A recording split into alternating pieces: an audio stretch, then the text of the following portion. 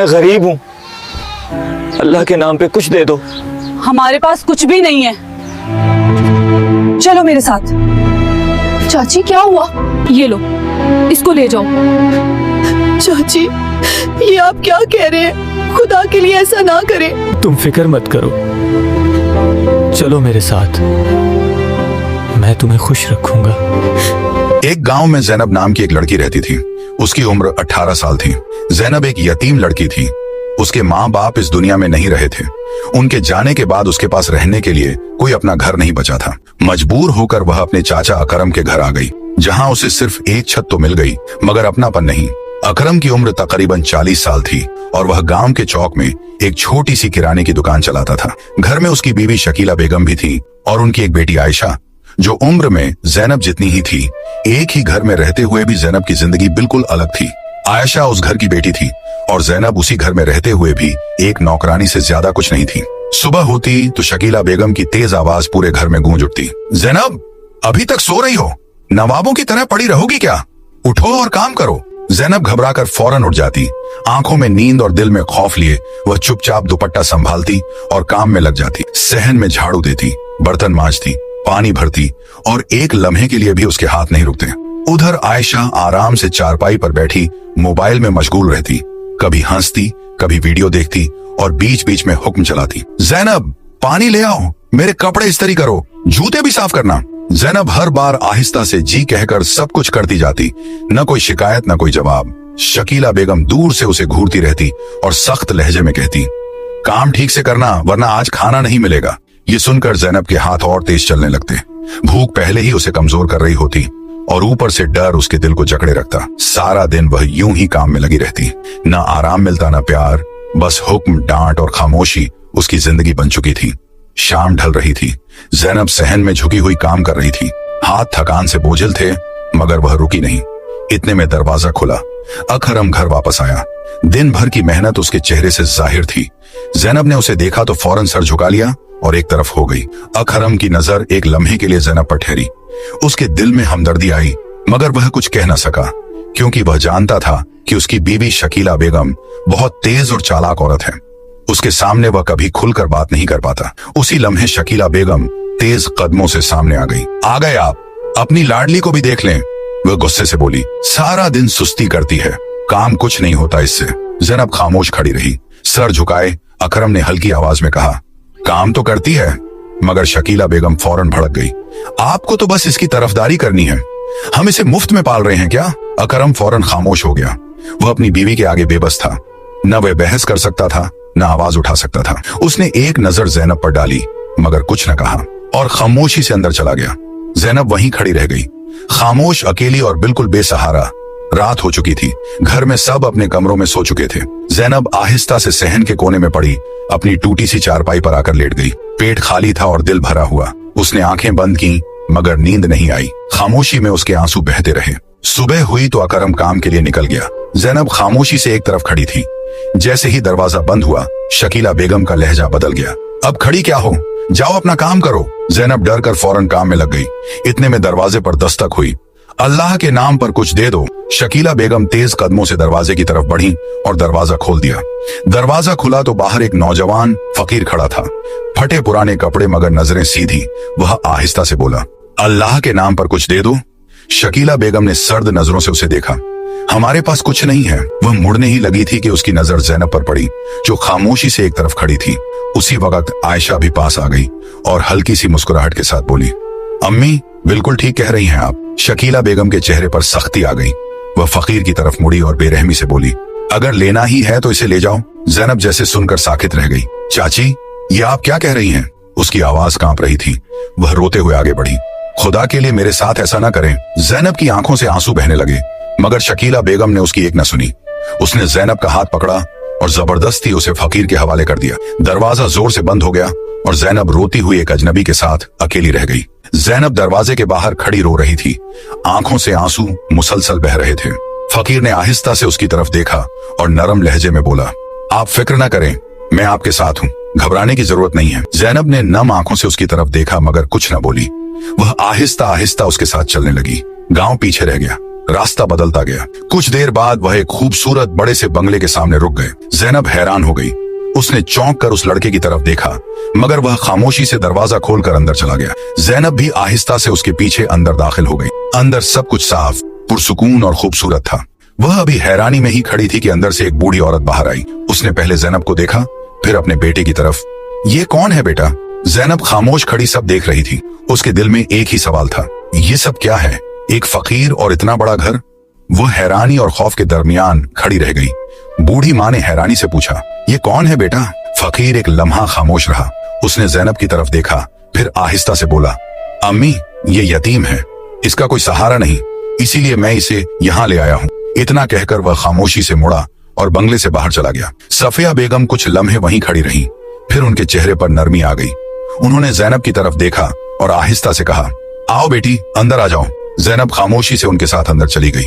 वह उसे एक कमरे में ले गई और थोड़ी देर बाद खाना लाकर उसके सामने रख दिया। पहले खाना खा लो बेटी। जैनब ने आहिस्ता आहिस्ता खाना शुरू किया, जैसे कई दिनों बाद उसे सुकून मिला हो। खाने के बाद सफिया बेगम उसके पास बैठ गई। नरमी से बोली, बेटा, ये घर तुम्हारा ही है, अब तुम यहीं रहो। जैनब ने हैरानी से इधर उधर देखा। उसके दिल में एक ही सवाल था, एक फकीर और इतना बड़ा घर। वह कुछ समझ न सकी, बस खामोश बैठी रह गई। शाम ढल चुकी थी। अकरम घर में दाखिल हुआ। उसने इधर उधर नजर दौड़ाई, मगर जैनब नजर न आई। वह रुक कर बोला, जैनब कहाँ है? शकीला बेगम ने बेपरवाही से जवाब दिया, मैंने उसे भेज दिया है। अकरम चौंक गया, कहाँ भेज दिया? वह सर्द लहजे में बोली, एक फकीर आया था, उसी के साथ। अकरम के चेहरे का रंग बदल गया। आपने ये क्या कर दिया? वह अकेली लड़की थी। शकीला बेगम ने सख्ती से कहा, मुझे सब मालूम है क्या करना है। फिर आयशा की तरफ देखकर बोली, मेरे लिए मेरी अपनी बेटी काफी है। अकरम कुछ लम्हे खामोश खड़ा रहा। वह कुछ कहना चाहता था, मगर कह न सका। उसके चेहरे पर बेबसी और परेशानी साफ नजर आ रही थी। दूसरी तरफ रात हो चुकी थी। बंगले में खामोशी फैली हुई थी। सफिया बेगम ने नरमी से कहा, बेटा, तुम आराम करो। वह जैनब को साथ लेकर एक कमरे में गई। कमरा साफ सुथरा और पुरसुकून था। उन्होंने आहिस्ता से कहा, बेटा, यहाँ आराम करो। जैनब खामोशी से बिस्तर पर बैठ गई। सफिया बेगम दरवाजा हल्के से बंद करके चली गई। कमरे में खामोशी छा गई। जैनब इधर उधर देखती रही। उसके जहन में एक ही बात घूम रही थी, इतना बड़ा घर और वह फकीर, ये सब क्या है? वह कुछ समझ न सकी। आहिस्ता आहिस्ता उसकी आंखें बंद होने लगीं और वह वहीं सो गई।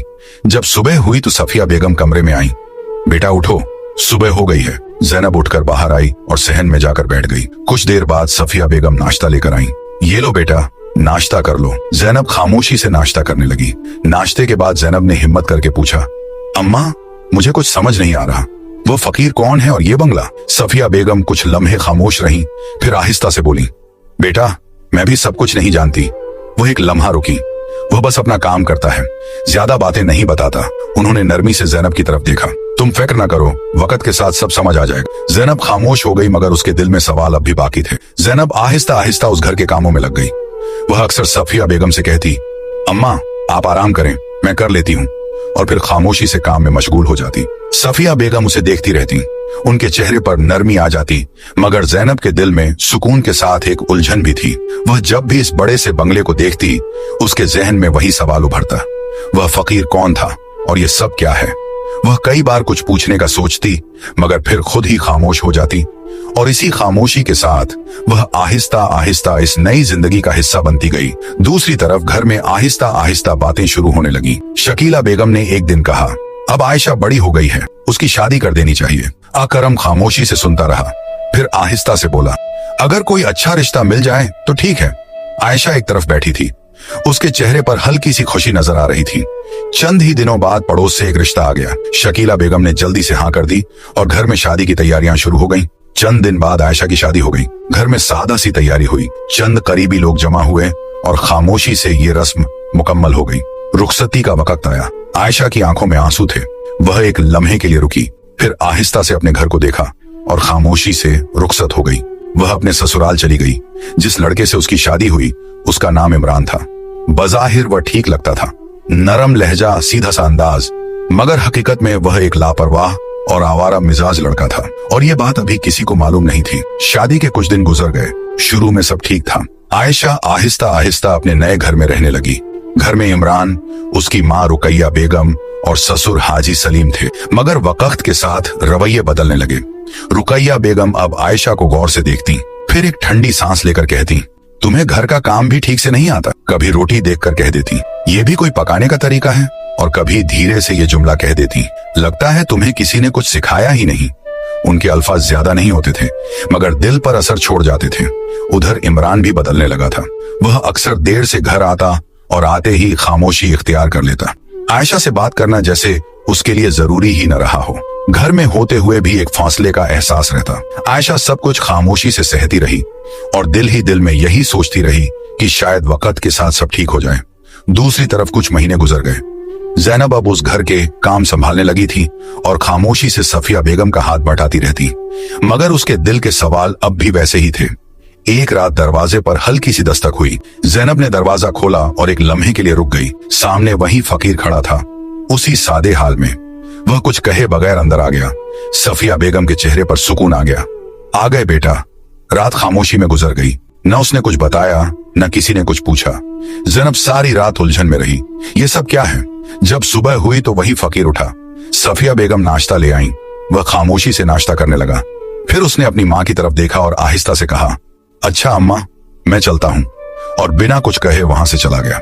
ज़ैनब दरवाजे पर खड़ी उसे जाता देखती रही। उसके दिल के सवाल अब और भी बढ़ गए थे कि आखिरकार ये फकीर कौन है। ज़ैनब आहिस्ता आहिस्ता अंदर आई। उसके चेहरे पर उलझन साफ नजर आ रही थी। वह सफिया बेगम के पास आकर रुक गई और हिचकिचाते हुए बोली, अम्मा, ये कौन है? सफिया बेगम ने एक लम्हा उसे देखा, फिर नरमी से बोली, बेटा, हर बात का एक वक्त होता है। वह थोड़ी देर रुकी। जब वक्त आएगा तुम्हें सब खुद समझ आ जाएगा। अभी परेशान होने की जरूरत नहीं है। ज़ैनब खामोश हो गई, मगर उसके दिल को तसल्ली न मिली। वह कुछ समझ न सकी। ये सब क्या है? वह फकीर कौन है? ये सवाल उसके दिल में वैसे ही रह गए। दूसरी तरफ वक्त के साथ आयशा के लिए हालात बदलने लगे। रुकैया बेगम का रवैया सख्त हो गया और इमरान भी बात बात पर नाराज रहने लगा। घर का माहौल बोझिल हो गया था। आयशा खामोशी से सब सहती रही। एक दिन खाने में नमक कुछ ज्यादा हो गया। बात छोटी सी थी, मगर वहीं खत्म न हुई। रुकैया बेगम ने सख्त लहजे में आयशा को टोक दिया। आयशा घबरा गई। वह आहिस्ता से कुछ कहने लगी, मगर बात बढ़ती चली गई। उसी दौरान इमरान घर आ गया। उसने आते ही बात सुनी और बिना कुछ समझे आयशा पर गुस्सा हो गया। आयशा अपनी सफाई देना चाहती थी, मगर उसने एक न सुनी। गुस्सा उसके काबू में न रहा और उसी गुस्से में उसने आयशा को तलाक दे दी। एक लम्हे में सब कुछ खत्म हो गया। आयशा साखित खड़ी रह गई। आंखों में आंसू थे, मगर अब कुछ बाकी नहीं था। इमरान ने धक्का देकर आयशा को घर से बाहर निकाल दिया। दरवाजा उसके पीछे बंद हो गया। आयशा कुछ लम्हे वहीं खड़ी रह गई। आंखों से आंसू बह रहे थे, मगर अब उसके पास वापस जाने का कोई रास्ता नहीं था। वह आहिस्ता आहिस्ता अपने घर की तरफ चल पड़ी। कुछ देर बाद वह अपने घर पहुंच गई। दरवाजा खुला।